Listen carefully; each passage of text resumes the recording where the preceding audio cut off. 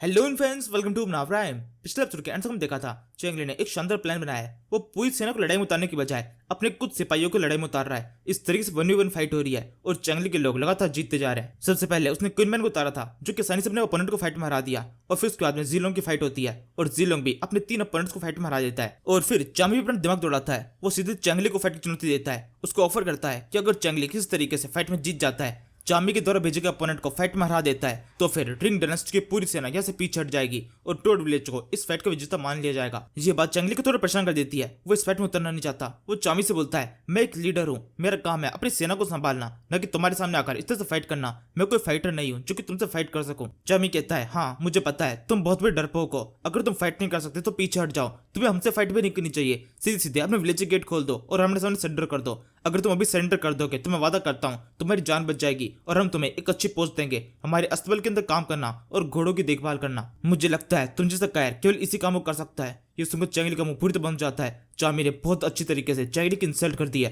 तभी सेंगजी चेंगली से पूछने लगता है, आप यहाँ पर फाइट में क्यों नहीं उतर रहे हैं? आपको अभी उसके पास में जाकर उसका मुंह तोड़ देना चाहिए। चेंगली कहता है, क्या बकवास कर रहे हो तुम? क्या मेरी तुमसे कोई लड़ाई हो रखी है? तुम मेरे कोई दुश्मन हो? मैं उससे फाइट करूंगा, वो मेरी चटनी बना देगा। सेंगजी कहता है, क्या कह रहे हैं आप? ऐसा बिल्कुल भी होने वाला नहीं है और आपको ऐसा बिल्कुल सोचना भी नहीं चाहिए। आप बहुत ज्यादा बहादुर है और यहाँ पर जितने भी सोल्जर्स है वो सबके सब आपकी तरफ देख रहे हैं। अगर आप इस फाइट में उतरेंगे तो सबका मनोबल कब ज्यादा बढ़ जाएगा। जब सब लोग देखेंगे कि आप उनके लिए फाइट कर रहे हैं तो वो और भी ज्यादा अच्छी तरीके से आपके लिए फाइट करना चाहेंगे। और अगर आप फाइट में नहीं उतरते हैं तो उसका उल्टा इफेक्ट देखने को मिल सकता है। सिपाही और भी ज्यादा डर सकते हैं। और ये सुनकर चेंगली सोचने पड़ जाता है। वो सोचने लगता है कि सच में मुझे अब इस फाइट के अंदर उतरना पड़ेगा। सारे सोल्जर मेरे को देख तो रहे हैं, ये सब मेरे लिए फाइट कर रहे हैं, क्या मुझे भी इनके लिए फाइट करनी पड़ेगी? मेरा काम स्ट्रेटेजी बनाना है, मैं किसी से फाइट नहीं कर सकता।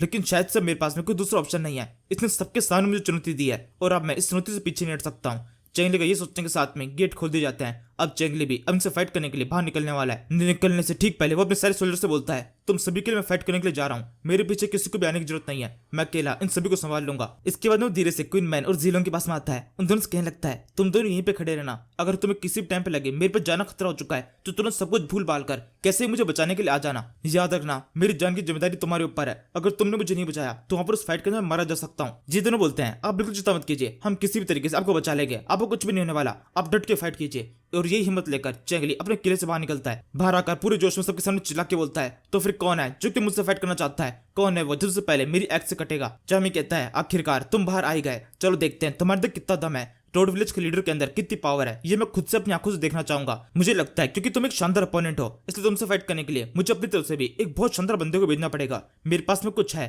एक बहुत ताकतवर जानवर, एक खूंखार जानवर जो कि तुम्हें पूरी तरह खत्म कर सकता है, तुम्हारी बॉडी को फाड़ के रख सकता है। सिपाहियों, उसको लेके आओ। इसी के साथ में एक बड़ा सा पिंजरा इस जगह पर आता है। इस पिंजरे के अंदर एक बंदा बैठा हुआ है। चेंगली की किस्मत बहुत ज्यादा खराब है। चामी से बोलता है, लेन आखिरकार तुम यहाँ पर आए गए, तुम्हें मैं एक शानदार मौका देने वाला हूँ जिसके बाद में तुम्हें जेल से हमेशा के लिए फ्री कर दिया जाएगा। वैसे ध्यान दिया, चामी ने इस बंदे का नाम क्या बताया? लिन। इसका पूरा नाम है लिन चैंग, यानी कि वही लेजेंडरी फाइटर जिसको चेंगली ने इस जगह पर समन किया था और अब ये चेंगली से फाइट करने वाला है। चामी से आगे बोलता है, ये तुम सामने देख रहे हो, ये जो बंदा है यही तुम्हारा अपोनेंट है, इसको प्रोटेक्ट करो और इसको जान से मार दो। तुम ऐसा कर दोगे तुम्हारी जान बच जाएगी और तुम फ्री हो जाओगे। चामी की इस बात का ली चैंग की तरफ से कुछ जवाब नहीं आता, उसको बस फ्री कर दिया जाता है। अब चेंगली और ली चैंग दोनों आमने सामने आ चुके हैं। दोनों बीच में फाइट शुरू होने वाली है। पहले तो ये बंदा बैठा हुआ था इसलिए इसकी हाइट कम लग रही थी, लेकिन असल में इसकी हाइट काफी ज्यादा लंबी है। चेंगली पहले तो उसकी हाइट को देखकर चौंक जाता है। वो सोचने लगता है, इन लोग के पास में इतना लंबा फाइटर कहां से आया? और फिर जब चेंगली इसकी आंखों में देखता है उसमें चलता है, ये तो वही बंदा है जिसको उसने कुछ टाइम पहले देखा था उस इमेज के अंदर, सिस्टम की इमेज के अंदर।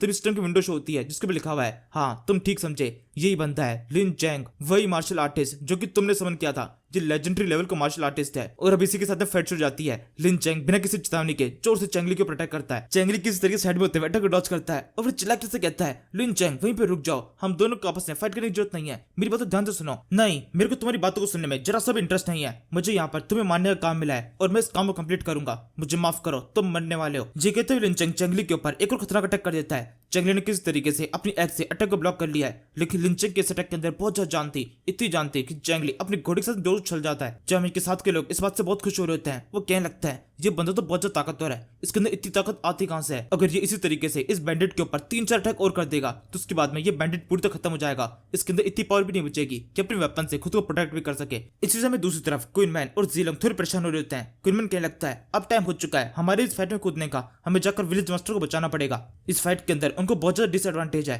वो फाइट के अंदर हार सकते हैं। जीलोंग बोलता है नहीं अभी नहीं, मुझे लगता है ये फाइट कुछ और देर तक लंबी चल सकती है। ये फाइट हमारे लिए काफी अच्छा मौका है इस फाइट को खत्म कर देने का। अगर विलेज मास्टर किस तरीके से इस फाइट में जीत जाते हैं तो ये रिंगर्स की फाइट यहीं पे खत्म हो जाएगी। अगर हम फाइट में कूद गए तो इतना अच्छा मौका जो कि हमें मिला है वो हमसे छिन जाएगा और फिर हमें रिंगर्स के साथ में एक काफी लंबी फाइट करनी पड़ेगी। मुझे नहीं लगता हमें से कोई भी इतनी लंबी फाइट के लिए तैयार है। कुछ देर और इंतजार करता है, सेम मौका पाकर हम तभी अटैक करेंगे जब एकदम आखिरी ऑप्शन हो। जीलोंग की ये बात काफी तक ठीक भी है। चैंगली बिल्कुल ऐसे चाहता है। इस बंदे लिन के साथ में वो कुछ और बात कर रहा होता है। उससे कहने लगता है तुम्हें मुझसे फाइट करने की जरूरत नहीं है, क्या तुम कोई पालतू कुत्ते हो जिसको पिंजरे से बाहर निकाला और तुम मेरे भौंकना शुरू कर दिए? तुम्हारी लाइफ काफी अच्छी हो सकती है, तुम मेरी तरफ आ जाओ। तुम्हें एक पालतू कुत्ता बने रहने की जरूरत नहीं है, तुम एक इंसान हो, इंसान की तरह जियो। लिन बोलता है मुझे सबसे कोई फर्क नहीं पड़ता, मुझे केवल एक चीज से फर्क पड़ता है और वो चीज इन लोगों के पास में। इन्होंने मेरे मास्टर के बेटे को अपने पास में रखा हुआ है, मैं उसको छुड़ाना चाहता हूँ। अगर मैं तुम्हें फाइट में नहीं हराऊंगा तो उससे कुछ भी हो सकता है, तो फिर अपनी बकवास बंद करो और मेरे हाथों से मरने के लिए तैयार हो जाओ। चंगली कहता है तुम्हारे मास्टर का बेटा, तुम्हारा मतलब क्या है, उसका नाम क्या है, मुझे वो सब कुछ बताओ। लिन कहता है उसका नाम है लिन सोहोयू। लिन चोंग के इतना कहने के साथ में पार्टी एकदम से बदल जाती है, सब कुछ पूरी तरह ठीक हो चुका है। चंगली इस नाम को सुनने के साथ में उससे कहता है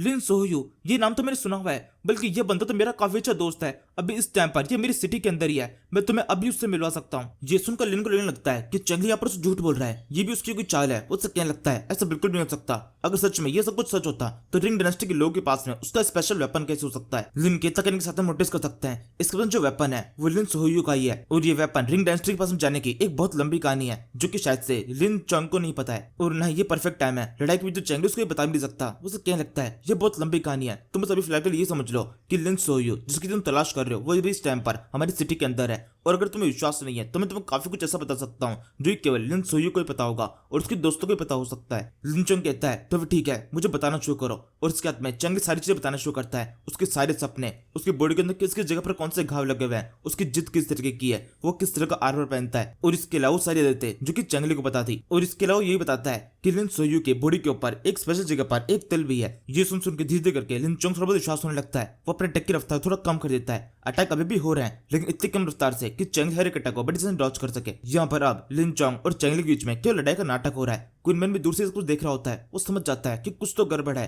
लिन चोंग ने अचानक से अपने अटैक की रफ्तार को कम तक कम कर दिया है और वो बहुत कम प्रेशर लगा रहा है। तभी चंगली से आगे बोलता है अब तो तुम्हें मेरी बातों पर विश्वास हो चुका होगा, मैं तुम्हें सब कुछ बता चुका हूँ, मुझे लगता है इतना काफी है। लिन चोंग कहता है एक चीज मुझे समझ में आ रही है, उसकी बॉडी के अंदर एक स्पेशल जगह पर स्पेशल तेल है, ये बात तुम्हें कैसे पता? मतलब अगर तुम उसके दोस्त भी हो तो दोस्तों को भी बात पता होना कम से कम मुश्किल बात है। वो क्या एक बाइसेक्सुअल है, वो तुम्हारे साथ में क्यों है? और अगर सच में ऐसा है तो उसकी पसंद बहुत ज्यादा बुरी है, एक मॉडर्न बैंडिट जो कि तुम्हारे जैसा है, तुम्हारे साथ में होना ये तो बहुत बुरा है। ये कितने भी लिन चोंग ने चंगली की बहुत बुरी इंसल्ट कर दी है। उससे कहने लगता है क्या बकवास कर रहे हो तुम, ऐसा कुछ भी नहीं है। ये कितने भी चंगली एकदम से अपने घोड़े को रोकता है और पीछे तो जाते हुए आगे बोलता है मुझे लगता है अब हमें फाइट नहीं करनी चाहिए, अभी के लिए इतनी फाइटिंग काफी होगी, मैं भी तुम्हें यहाँ से लेके नहीं जा सकता हूँ, लेकिन एक टाइम ऐसा आएगा 2 या फिर 3 दिन के अंदर मैं तुम्हें यहाँ से छुड़ा लूंगा और तुम मेरे साथ में होगे, तब तक तुम्हें बिल्कुल भी चिंता करने की जरूरत नहीं है। लिन सोहोयू मेरे साथ में एकदम सेफ है, वो मेरा काफी अच्छा दोस्त है और तुम्हें उसकी चिंता करने के बजाय अपने बारे में सोचना चाहिए कि तुम कैसे खुद को रिंग डायनेस्टी के इस जंगल से छुड़ाओगे। चंगली के इतना कहने के साथ में यहीं पर फाइट खत्म हो जाती है। अब तक किसी को समझ में नहीं आ रहा कि फाइट में हुआ क्या,